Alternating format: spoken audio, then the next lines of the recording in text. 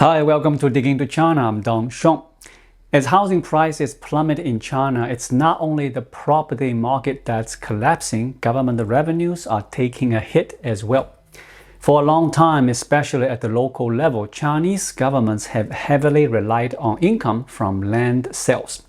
In most provinces, over 30% of government revenue comes from land transfer fees, and in some regions, this figure exceeds 50%. With the collapse of housing prices in China, the land-based fiscal models has essentially crumbled. Fiscal data from July shows a 40% year-on-year drop in land transfer fees nationwide. For the period from January to July, these fees declined by 22.3% compared to the previous year, falling back to levels last seen in 2016, 8 years ago. At this point, you might be asking, since land sales are such a significant part of the Communist Party's revenue and they've declined so sharply, why hasn't a wave of government bankruptcies hit China yet? In this segment, I'll discuss this issue. While land-based revenue forms a major part of China's government income and has seen a sharp decline in recent years, the country's overall fiscal revenue hasn't taken a severe hit. In the first half of this year, despite the land revenue crisis, total fiscal revenue only decreased by 1.9%, falling short of expectations but not by a large margin. In terms of budget completion, the broad fiscal revenue for the first 7 months has reached 53.9% of the annual target. Although this figure is not ideal, and it suggests that only about 92.4% of the annual target will be met if the trend continues, the decline is relatively modest and has not reached a crisis level. So, why hasn't there been a fiscal collapse? Why is the overall decline in fiscal revenue relatively modest despite the sharp drop in land-based revenue? When there is a funding shortfall, it must be covered by somewhere else. Is this gap being filled by exceptional economic performance and increased tax revenues in the first half of the year? Clearly not. This doesn't match people's experiences or the data released by the Communist Party. China's fiscal data reveals that the three main taxes, value-added tax, individual income tax, and the corporate income tax, all experienced declines from January to July this year.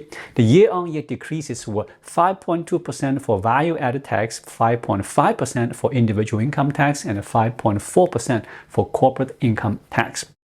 So, how is China addressing the gap in fiscal revenue?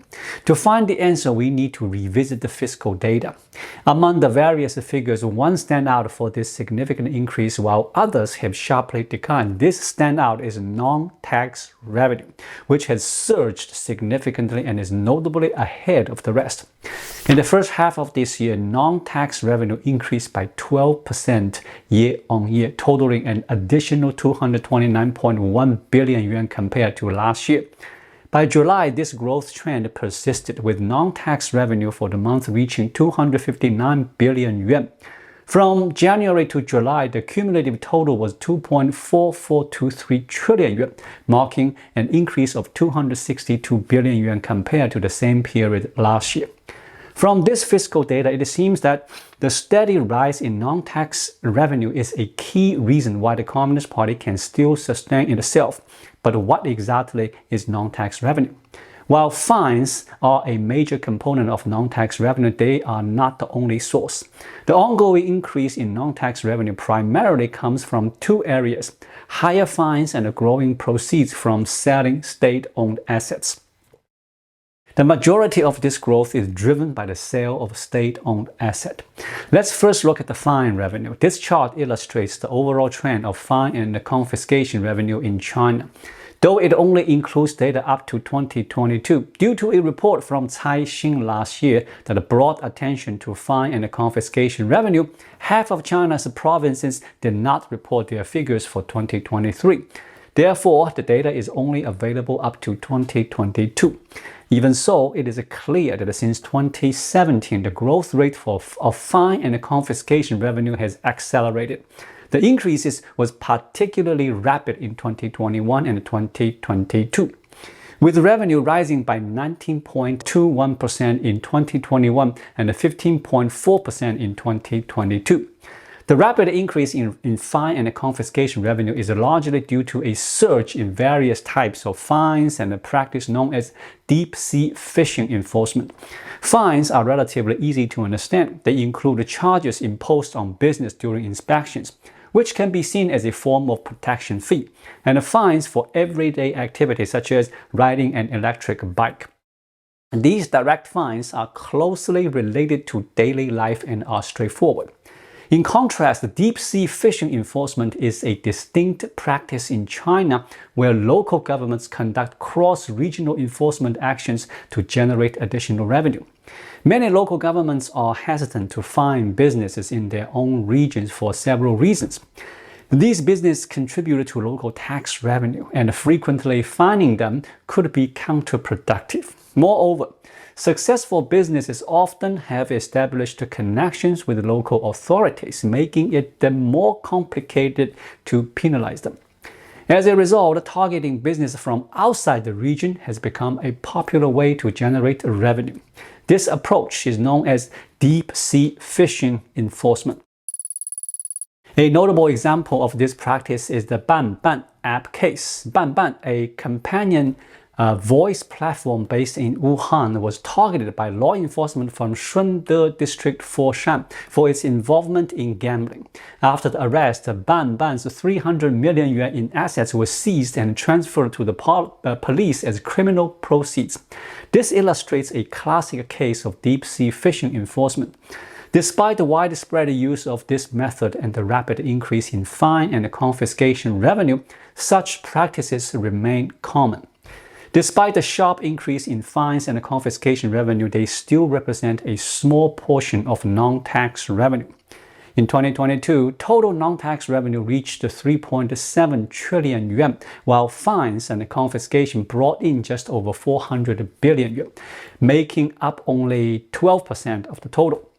While the growth in fines has been a major factor in the rise of non-tax revenue, it is clearly insufficient on its own to fill the gap.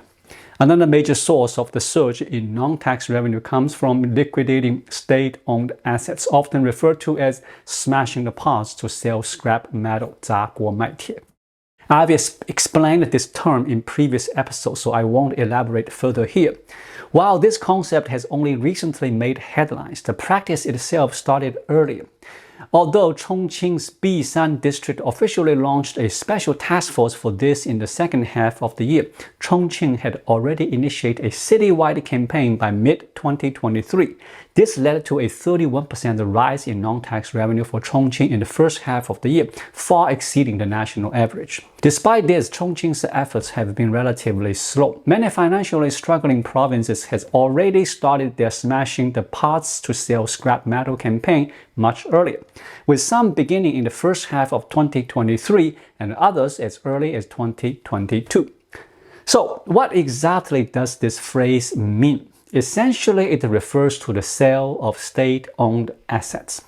Currently, you can find numerous local governments auction off their assets online. In addition to internal auctions that aren't publicly disclosed, some governments have teamed up with the private platforms like Alibaba's legal auction site to sell off these assets. The assets up for auction generally fall into four main categories: physical assets owned by government entities, share in state-owned enterprise, usage rights for local resources such as water and minerals, and in some cases, administrative powers. The sale of water and mineral resource extraction rights along with shares in state-owned enterprises by local governments is easy to understand. But what exactly are physical assets from government entities and administrative powers? Let me clarify with an example. Government physical assets usually refer to real estate owned by the government. Take Chongqing's Shapingba district, one of the early adopters of the smashing the parts to sell scrap metal approach. According to their announcement, By 2023, Shopping Bar had sold off 102 assets, generating 940 million yuan. Additionally, they completed 6 equity pledges, raising a further 790 million yuan.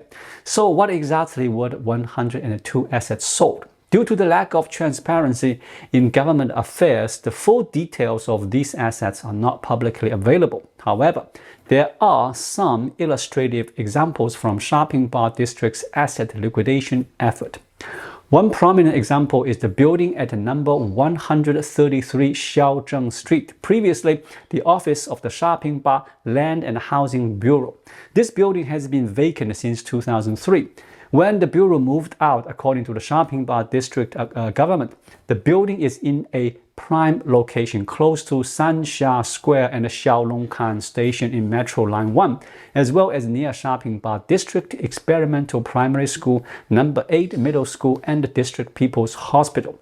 During the asset liquidation, this prime property was successfully leased out. It was rented to Jianrong Jiayuan for 20 million yuan over 15 years to be used as a talent apartment complex. There are some complications with the smashing apart to sell scrap metal example. For instance, Jianrong Jiayuan, the organization leasing the property, is actually affiliated with the China Construction Bank. This setup essentially means that state assets are being used as a form of collateral, allowing the bank to lend money in return. Local governments are also liquidating state assets through the sale of public rights, such as parking fee rights. For example, in Shopping Bar District, a sizable piece of state-owned land was sold for the development of a parking lot. While Shopping Bar's efforts in this regard are relatively modest, the Huibo parking incident in Nanning, which recently generated significant controversy over parking fees, represents a more prominent example of this practice. In mid-2023, it came to light that some people in Nanning were faced with parking fees totaling 50 to 60,000 yuan.